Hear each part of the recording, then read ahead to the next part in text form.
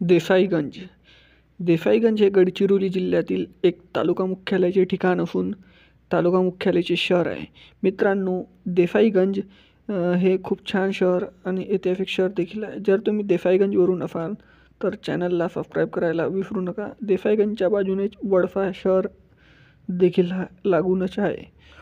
मित्रांनो, देसाईगंज वडसा वाले प्रत्येकमध्ये शेअर करा व्हिडिओ आणि चॅनल सबस्क्राईब करून ठेवा.